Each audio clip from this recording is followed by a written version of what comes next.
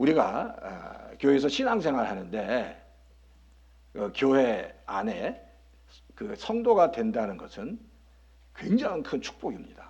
성도란 이야기는 하나님의 자녀인데 하나님의 자녀는 그 자녀가 가지는 권세는 정말 대단합니다. 근데 문제가 뭐냐면 그 대단한 권세를 가지고 있는데 그것을 잘 모르고 사용하지 않고 있다는 거예요. 그러니까 부모님이 유산을 남겼는데 한 100만 불, 아니 200만 불을 은행에다가 뱅크 어카운트에 넣어놓은 거예요. 근데 이 자녀가 자기 부모님 뱅크 어카운트에 넣어 있는 것까지도 아는데 게을러서 그걸 쓰지 못하. 그다음에 얼마나 그게 참 바보 같은 자녀입니까? 근데 똑같아요. 하나님이 우리에게 굉장히 큰 영적인 유산을 주셨는데 그 영적인 놀라운 축복과 유산을 사용하지 못하고 가난하게 살아가는 성도가 많다는 겁니다. 우리는 그러면 안 되겠죠? 다 사용해야죠. 하나님 주신 다 은혜 그리고 축복 다 사용하며 승리하시는 우리 성도님 다 되시기를 주의 이름으로 축원합니다. 자, 오늘은 이제 사순절이죠. 오늘 사순절 5번째 주일이라고 했는데 사순절하면 이 순이라는 게 보통 열을 얘기하잖아요. 그러니까 사순절하면 40일의 기간이라는 얘기입니다. 근데 이 40일이라는 기간이 어떤 거냐면 우리가 이제 곧 부활주일이 올 텐데 부활주일 그 이전에 40일 동안을 사순절이라고 합니다. 그래서 그렇게 사순절을 그 라틴어로 렌트라고 하는데 그 뜻은 새 생명이라는 뜻이에요.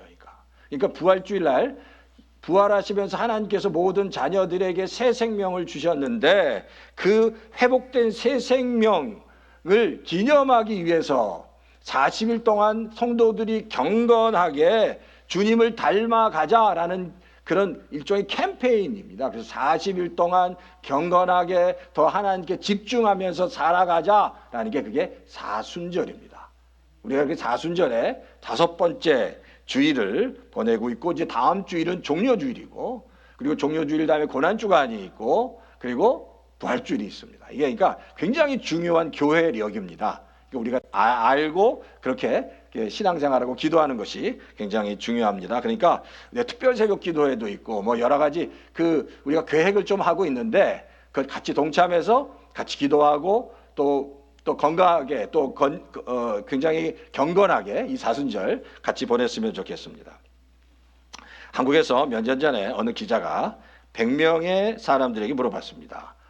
요즘 어떻게 지냅니까? 라고 물어봤더니 첫 번째 대답 뭘까요? 그럭저럭 살고 있습니다.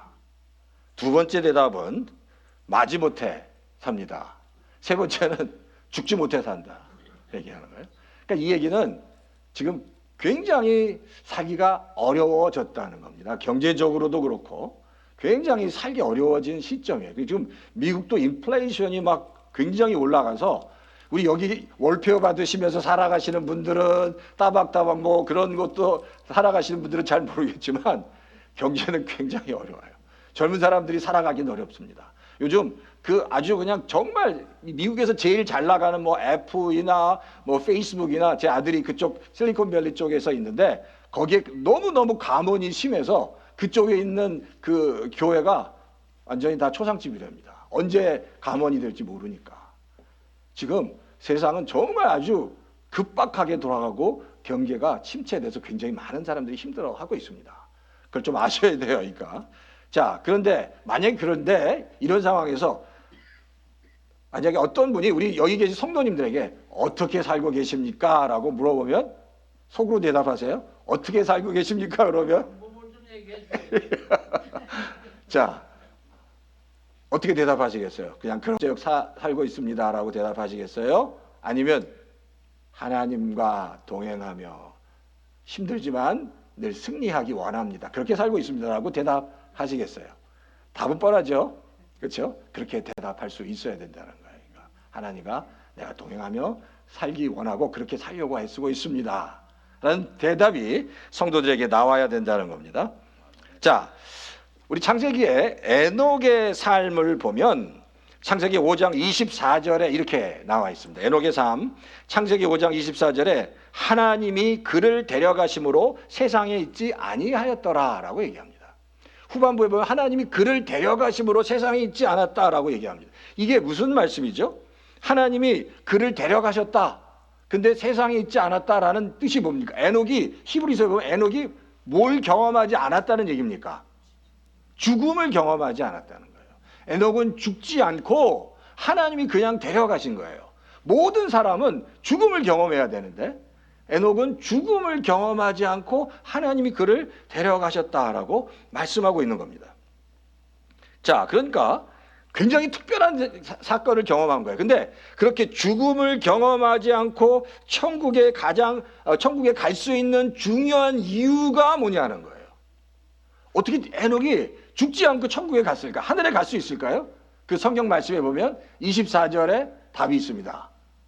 뭘까요? 앞에 읽어보면 다 같이 한번 읽어볼까요? 시작. 에녹이 하나님과 동행하더니, 하나님과, 여기까지, 하나님과 동행하더니 하나님이 그를 데려가셨다.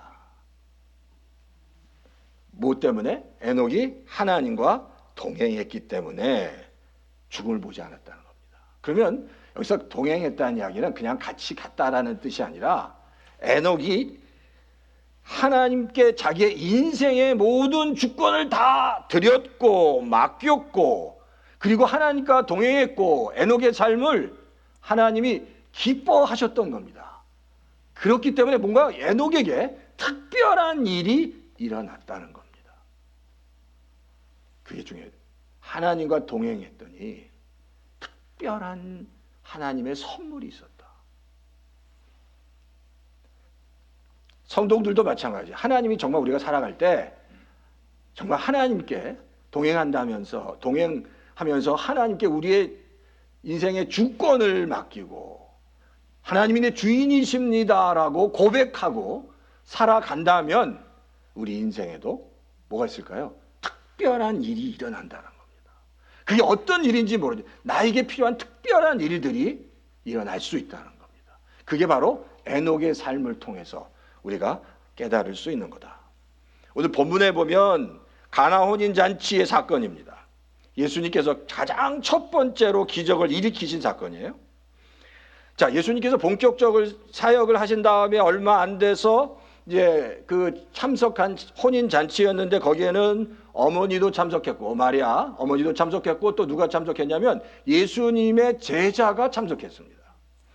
자, 어머니 제자들이 참석해서 아주 그냥 굉장히 흥이 돋았겠죠. 혼인잔치에 많은 사람들이 왔으니까 인척들, 친척들, 주변의 마을 사람들이 다 모여서 이제 막 그 잔치를 벌이고 있으니까 뭐 굉장히 흥이 났을 겁니다. 그러니까 보통 그리고 잔치에는 가장 중요한 게 포도주와 이제 음식이겠죠. 이제 이런 것들이 풍성하니까 사람들이 먹으면서 마시면서 흥을 돋구는 겁니다. 그리고 유대인들의 근데 결혼식은 우리가 상상을 하지 못하는데 일주일 정도 했답니다. 우리 한국도 예전에 시골에서 하면 며칠 가잖아요. 상을 해도 최소한 3일 이상 하듯이 일주일 동안 잔치를 했으니까 굉장히 많은 음식이 필요했고 이 포도주와 술이 필요했겠죠. 그러니까 굉장히 그래서 그 잔치를 통해서 많은 그 펠로십이 있고 아주 그냥 흥이 돋았을 겁니다. 근데 바로 이 혼인잔치, 가나의 혼인잔치에도 문제가 생겼습니다. 어떤 문제가 생겼죠? 너무 잘 아시면 어떤 문제가 생겼습니까? 포도주가 떨어졌다는 겁니다. 그러니까 유대인들이 잔치를 오래 하니까 포도주가 떨어진다든지 음식이 떨어진다든지 이런 일들이 종종 일어나는 것 같아요.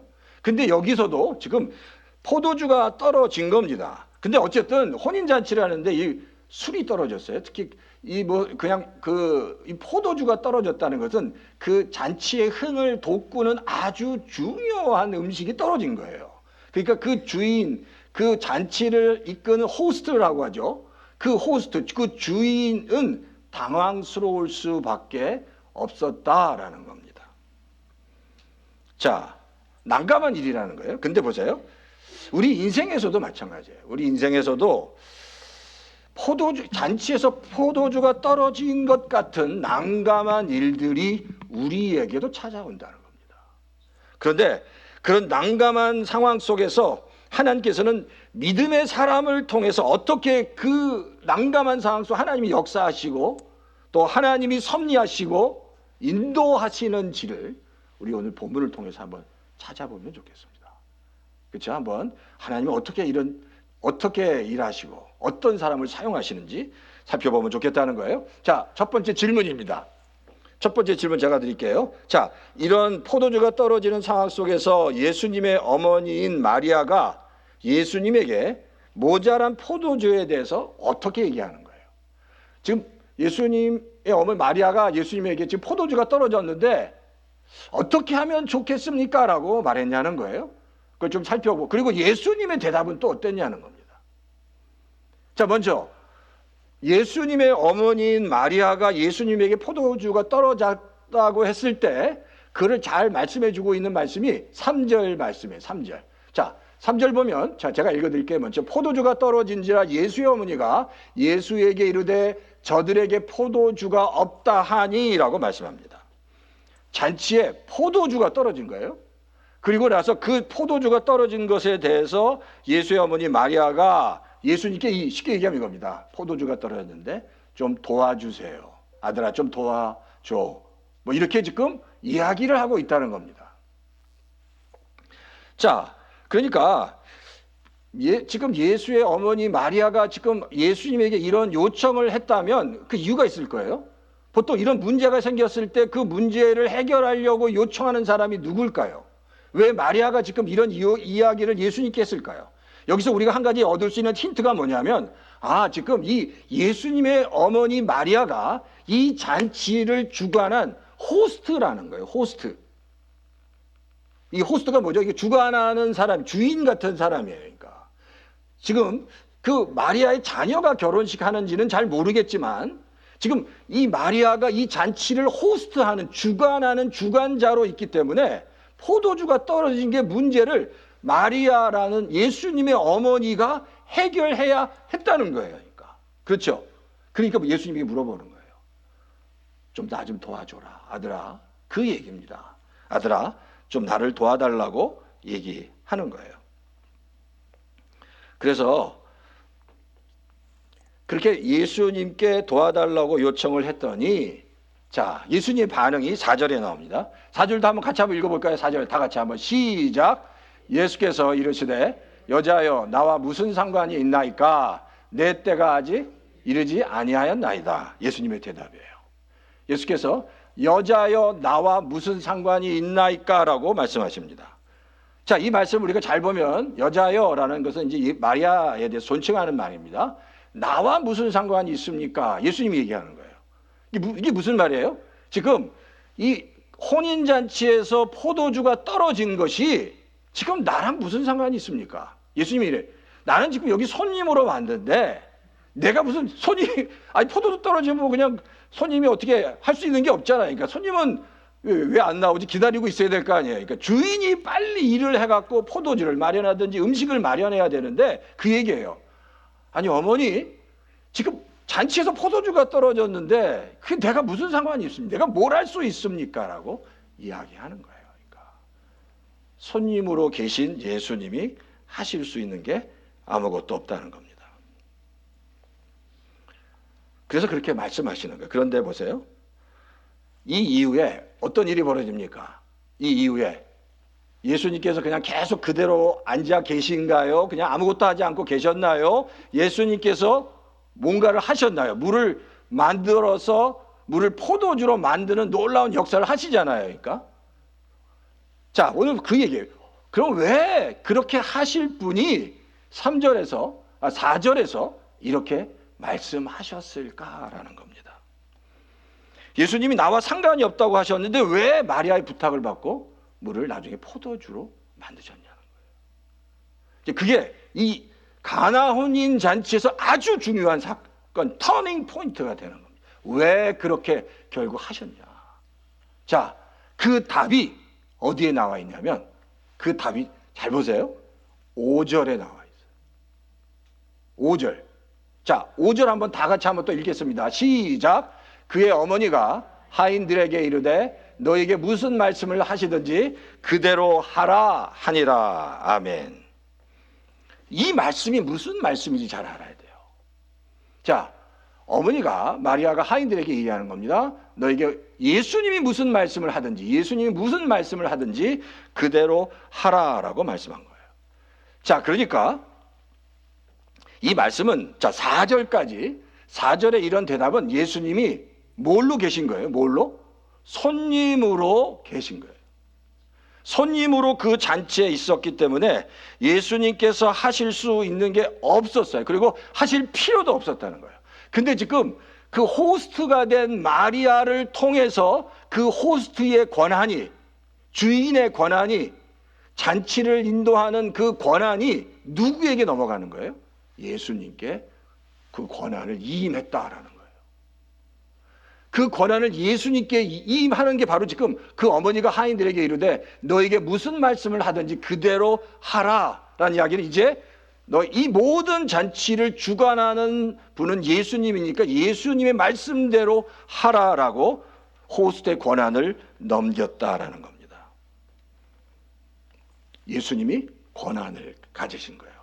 주인으로 모든 그 주권을, 권리를 다 가지셨다는 거예요. 그 모든 권한을 위임받은 후에 그때서야 비로소 예수님께서 기적을 물을 포도주로 만드셨다라는 겁니다. 예수님이 사역하실 때 중요한 게 그래요. 예수님이 항상 사역하실 때는 예수님께서 주인이 되실 때, 주권을 가지셨을 때 역사하세요. 당신이 인생에서 주권을 가지실 때 역사한다는 겁니다. 분명한 주권을 갖고 계시지 않다면 예수님은 절대 일하지 않으십니다. 성도가 하나님의 자녀가 되잖아요. 그러면 성도가 예수님을 영접하고 성도 안으로 예수님이 들어오세요. 자, 그럼 우리가 예수님의 생명, 예수님을 영접하고 하나님의 자녀가 됩니다. 근데 예수님을 영접하고 하나님의 자녀가 됐을 때 중요한 게 뭐냐면 그때 예수님을 영접해서 내 안에 모셨을 때 예수님이 내 안에서 어떤 위치에 있느냐가 중요한 거예요. 예수님을 모셔드렸는데 예수님이 역시 내 안에서도 나의 주인은 나고 예수님이 손님으로 계시면 아무 일도 그 인생을 통해서 그 성도를 통해서는 일어나지 않습니다. 이게 중요한 거예요. 예수님을 모셔드렸다고 예수님의 자녀라고 모든 일들이 일어나는 게 아니에요. 예수님을 모시고 그 예수님을 나의 주인으로 그리고 예수님을 내 인생의 주권자로 다 맡기고 나는 당신의 종입니다. 나는 당신의 주인님이 예수님이 나의 주인이시고 주권자이십니다.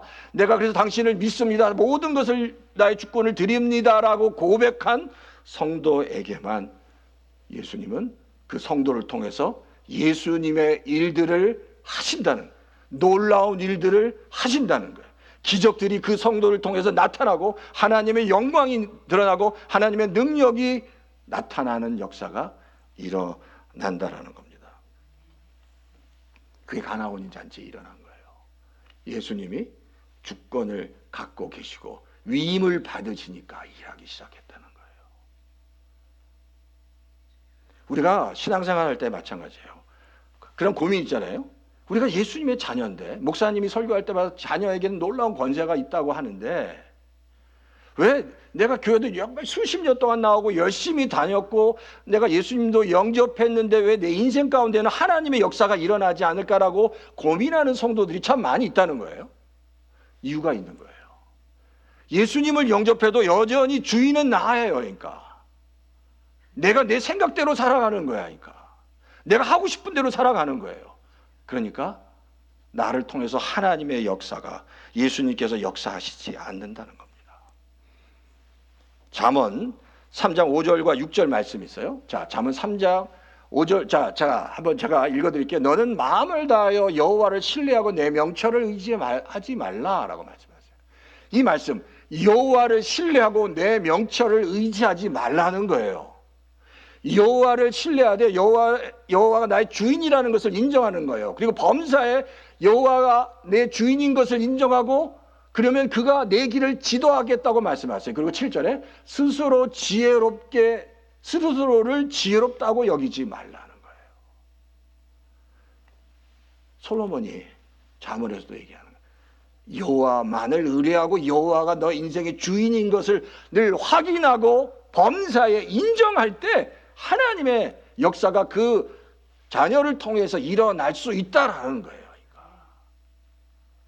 이 일이 이런 예수님을 이렇게 하나님을 받아들이지 않으면 무슨 뭐 목사든지 장로든지 아무 상관없어요. 하나님 앞에서 목사나 장로나 권사나 다 그거 중요하지 않으니까. 정말 신실한 성도는 평신도라도 하나님 앞에서 겸손하게 하나님의 주권을 인정하는 성도를 통해서 하나님이 역사하세요. 우리 오시 아름다운 교회가 그렇게 우리 성도 한 사람 한 사람들이 하나님의 주권을 인정하고 주인을 인정하고 그렇게 살아갈 때 하나님이 역사하시는 거예요. 자, 이사야서 55장 8절에서 9절도 이렇게 말씀하고 있습니다. 내 생각이 너의 생각과 다르며 내 길은 너희 길과 다름이라. 하늘이 땅보다 높음같이 내 길은 너희 길보다 높으며 내 생각은 너희 생각보다 높다. 그러니까 하나님의 계획과 우리의 계획, 생각은 완전히 달라요. 그러니까 우리가 생각할 때 내 인생에서 내가 제일 잘 할 수, 내가 내 인생을 제일 잘한다고 생각하고 내 생각대로 해 나가는 거예요. 근데 그건 아주 잘못된 거예요. 지혜롭지 못한 거라는 거예요. 하나님께 여쭤봐야 되는 거예요. 그게 하나님이 원하시는 거예요. 자, 하박국 2장 14절에 보면 또 이런 말씀이 있어요. 이는 물이 바다를 덮음같이 여호와의 영광을 인정하는 것이 세상에 가득함이라. 이 얘기가 여호와 하나님을 인정하는 그 신뢰가 물이 바다를 덮음같이 내 안에 충만하게 채워져야 되는 거예요. 계속해서 채워야죠. 그냥 내가 믿습니다 하고 끝나는 게 아니라 하나님을 인정하는 것, 영광을 인정하는 삶이 내 안에 충만하게 채워지면 채워질수록 그 믿음을 통해서 하나님의 놀라운 역사가 일어나는 거예요.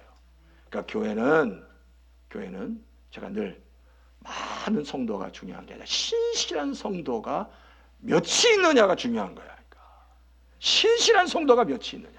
그 신실한 성도들을 통해서 하나님은 영광을 받으시고 그 성도들을 통해서 하나님이 축복해 주시는 거예요. 우리 오시 아름다운 교회가 그렇게 되면 되는 거예요. 그러면서 자연스럽게 더 건강해지고 하나님의 축복이, 하나님의 은혜가 충만해지는 거예요. 우리는 그리고 그 도구가 되는 거예요. 43세에 미국에서 가장 큰 회사를 소유했고 53세에 억만장자가 된 아주 유명한 록펠러라는 사람 잘 아시죠? 록펠러가 있었어요. 정말 돈이 많은 사람이잖아요. 근데 그는 53세까지 미국에서 제일 돈 많은 사람인데 제일 돈이 많으면 제일 행복해야 됐는데 행복하지 않은 거야. 왜냐하면 53세에 의사, 닥터 진료를 받았는데 이 사람 병이 알로피시어라는 병인데 이게 다 몸이 다 말라 들어가는, 그리고 털은 다 빠지고 몸이 다 말라 들어가는 그런 죽을 병에 걸린 거예요. 돈은 제일 많은데. 근데 의사가 당신은 더 이상 1년 이상 살지 못합니다 라는 진단을 받아요. 그리고 그 진단을 받은 그날 저녁에 너무너무 분하고 너무 답답해. 내가 이 세상에서 가장 부자면 뭐하냐? 하나님께 기도했어요. 저는 돈을 지금은 뭐 하루에 몇백만 불씩 벌지만 그게 무슨 상관이 있습니까? 하나님께 무릎 꿇고 기도하는데 그때 깨달은 게 돈이 다 돈이 다 중요한 게 아니다. 하나님, 내 생명이, 내 모든 것이 다 하나님의 것입니다. 내 인생의 주인이 하나님이십니다라고 고백해요. 그리고 펑펑 울면서 기도하고 회개를 해. 그게 록펠러의 터닝 포인트가 됐어요. 그리고 그 병이 나아요, 자연스럽게. 근데 그러면 그 전에 록펠러가 그 전에는 신앙도 없었던 그런 사람인 줄 아세요? 그렇지 않아요. 록펠러는 그 어머니가 정말 믿음의 사람이에요. 찾아보면 록펠러 그 어머니가 자녀에게 준 10계명의 계명이 있어요.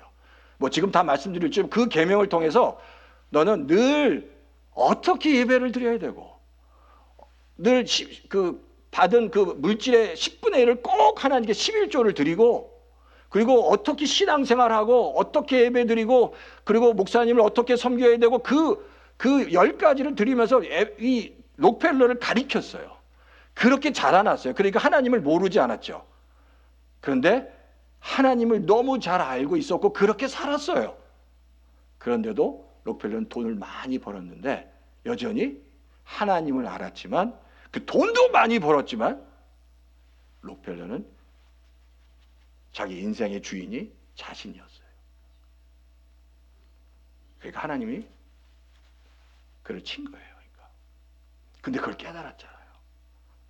엄마가 그러니까 신앙생활 잘했어. 그러니까 그 전에도.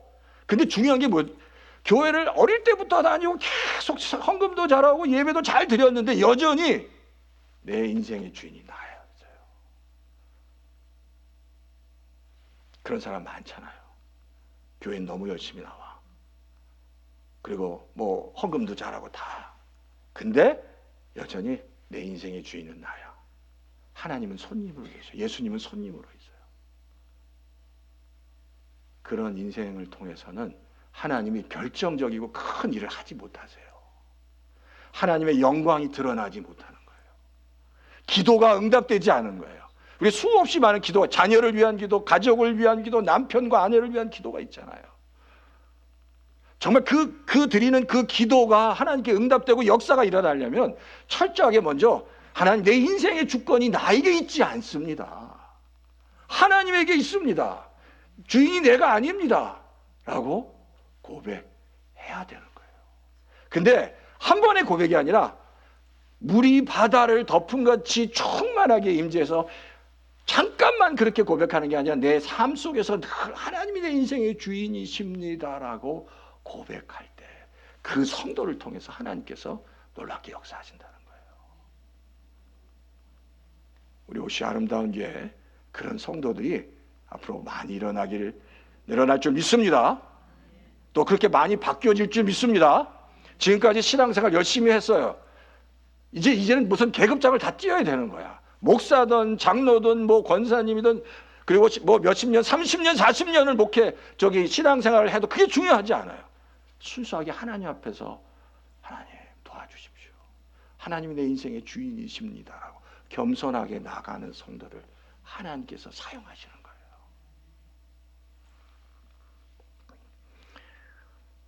자, 두 번째 질문은 이거예요. 자, 하나님을 주인으로 모시는 어떤 삶의 결단이 있어야 되느냐라는 거예요. 자, 요한복음 2장 6절에서 8절 보세요. 자, 하나님을 주인으로 모신다면 그러면 이제 성도는 어떤 결단이 있어야 되느냐? 자, 그 답이 6절, 7절, 8절에 있어요. 다 같이 한번 읽겠습니다. 시작. 거기에 유대인의 정결 예식을 따라 두세 통 드는 도랑아리 6이 놓였는지라. 예수께서 그들에게 이르시되 항아리에 물을 채우라 하신즉 아귀까지 채우니 이제는 떠서 연회장에게 갖다 주라 하심에 갖다 주었더니. 자, 여기서 보면 예수님께서 이제 하인들에게 얘기하면서 6통의 도랑아리가 있는데 물을 채우라고 얘기하세요. 물을 채웁니다. 그리고 그걸 떠서 연회장에게 갖다 주라고 해요. 갖다 줍니다. 그 다음부터 예수님께서 하라고 하시는 대로 이 하인들이 한 거예요. 그러니까. 그래서 9절에 보면 이렇게 물이 포도주로 변한 것은 연회장도 모르는데 하인만 알았다라고 얘기합니다. 왜? 하인은 그걸 다 그대로 말씀대로 실천했기 때문이에요. 그러니까. 굉장히 유명한 팀 켈러라는 목사님이 계세요. 이 팀 켈러라는 목사님 강연 중에 이런 주제로 얘기하셨는데 하나님의 주권과 인간의 책임에 대해서 강연을 했는데 여기서 이렇게 얘기하십니다. 하나님께서 주권적으로 역사하실 때 그 하나님의 역사는 그 역사를 믿음으로 실천하는 성도를 통해서 나타난다는 거예요. 하나님이 주권적으로 역사하시는데 하나님의 책임은 이제 하나님의 주권을 갖고 계세요. 근데 그 주권적인 역사는 하나님의 놀라운 주권적 역사는 그 역사를 믿음으로 실천하는 성도를 통해서 나타나는 거예요. 그것을 믿고 그것을 실천하는 성도를 통해서 하나님의 역사가 나타나고 그 성도는 그 하나님의 역사를 경험할 수 있는 거예요. 그러니까. 아무리 하나님이 내 인생의 주인이라고 고백해도 정말 그 말씀을 가지고 내가 실천하지 않고 순종하지 않고 그냥 내 생각대로 사면 아무런 일도 일어나지 않아요. 그러니까. 예수님이 하나님이 내 주인이다라고 주권자시라고 고백한다면 그 말씀대로 실천해야 돼. 순종해야 돼. 그리고 그렇게 쉽지 않아도 그렇게 살아가려고 애쓸 때 하나님이 그 성도를 통해서 하나님의 살아계심을 드러낸다는 거예요. 그러니까 그 일에 우리가 쓰임을 받아야 돼. 우리가 우리 안에 나를 통해서 하나님의 역사가 일어나지 않는 이유, 자꾸 왜 안 일어날까? 아무개 집사는, 아무개 장로님은, 아무개 권사님은 정말 하나님의 응답이 되는데 왜 나는? 이유가 바로 그거예요. 인정하고 주권을 인정하고 내가 그렇게 살도록 애를 써야 돼. 그리고 그 과정을 통해서 실천하려고 과정을 통해서 하나님이 그 성도를 사용하세요. 그게 비밀이에요, 비밀. 그래서 마태복음 7장 21절에 성경이 이렇게 말씀하고 있어요. 마태복음 7장 21절. 나더러 주여 주여 하는 자마다 다 천국에 들어갈 것이 아니요 다만 하늘에 계신 내 아버지 뜻대로 행하는 자라야 들어가냐. 주여 주여 하는 자가 다 들어가는 게 아니라 뭐라고요? 마지막에 아버지의 뜻대로 행하는 자라야 들어간다는 거예요. 아버지의 뜻을 행하는 자, 아버지의 뜻대로 사는 자, 아버지의 뜻대로 실천하는 자가 하나님께서 기뻐 받으시는 분이에요.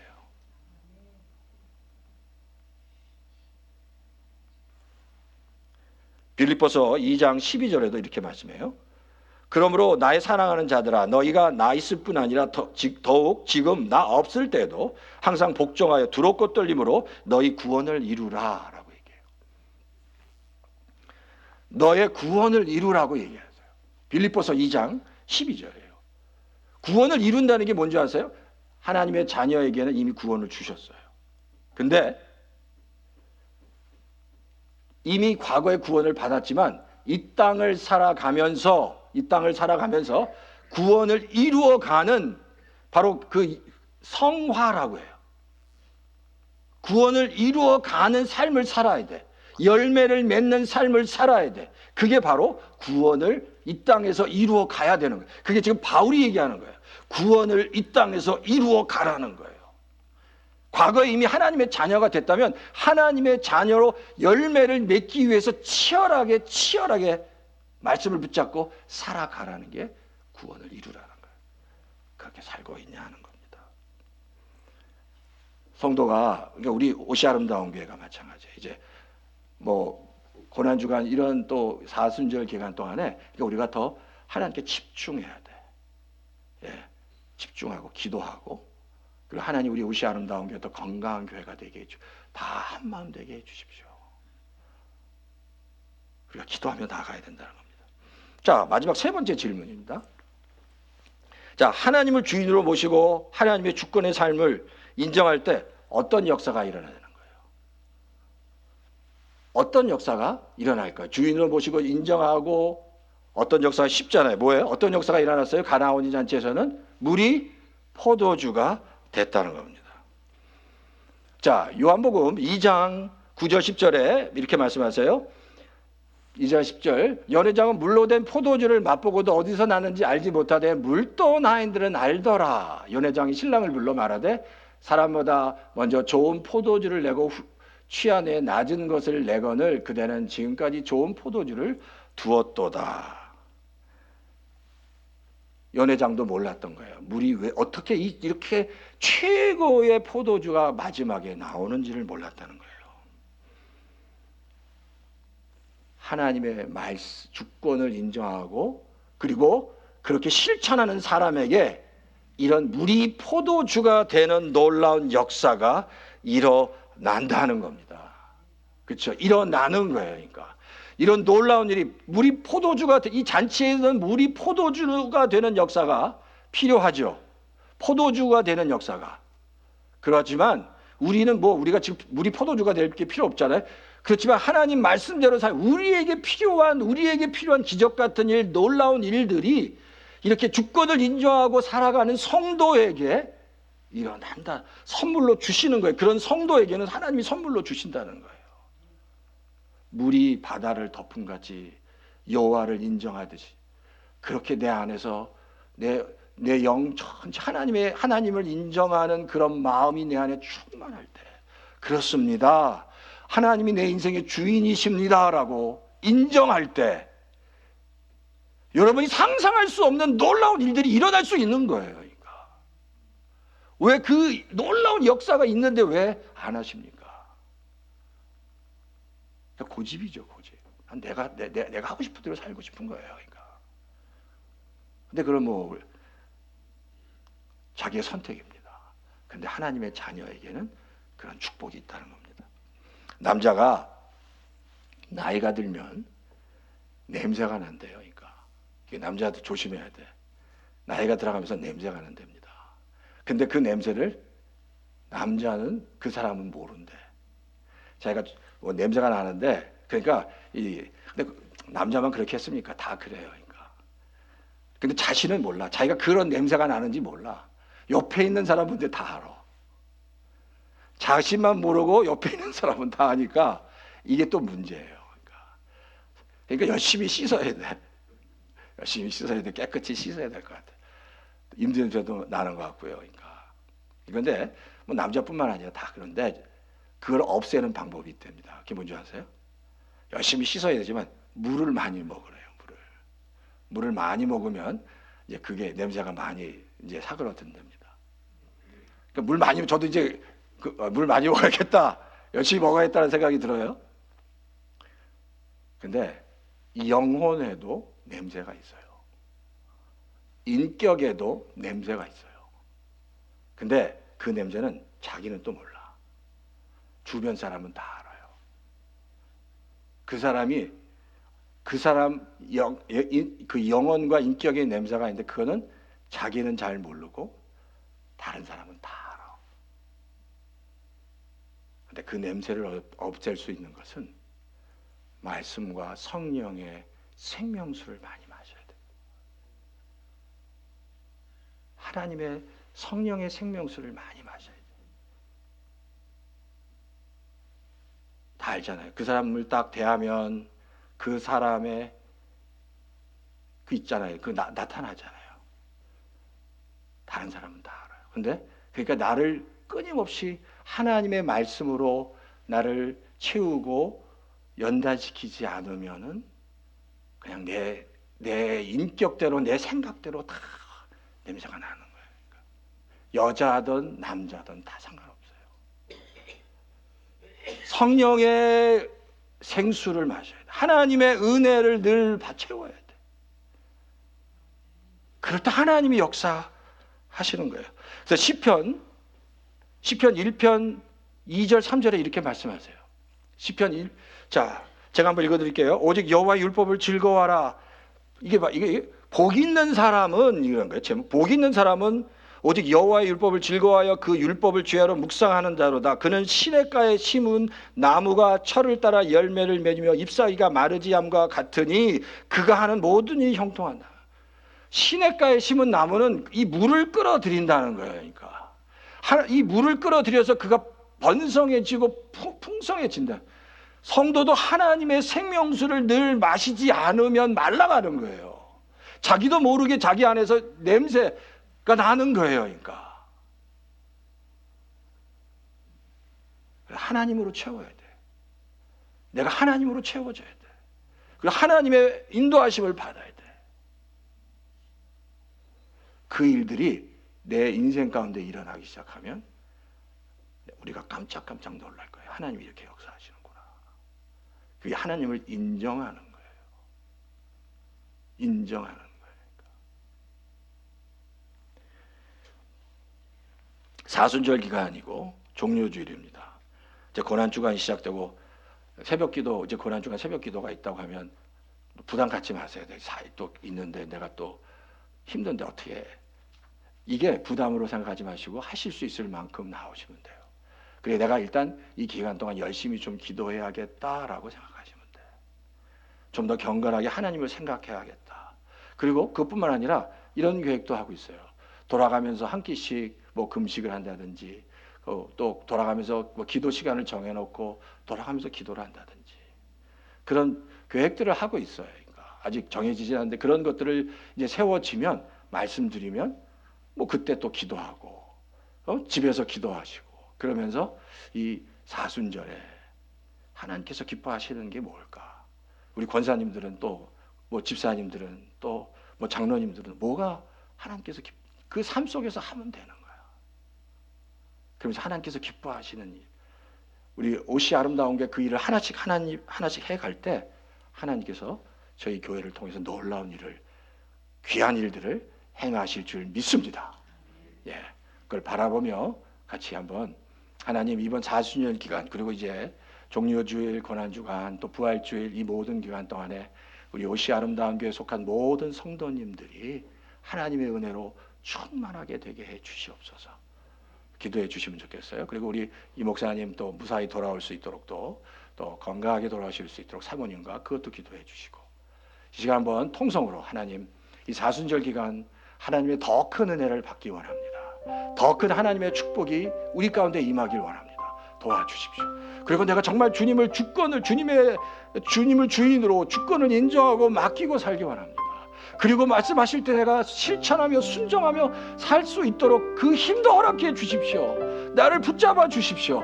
하나님의 손에 붙잡힌 바 되어 살아가는 그 기쁨을 누리게 해 주십시오라고 다 같이 한번 통성으로 한번 기도하면 좋겠습니다. 다 같이 기도하겠습니다.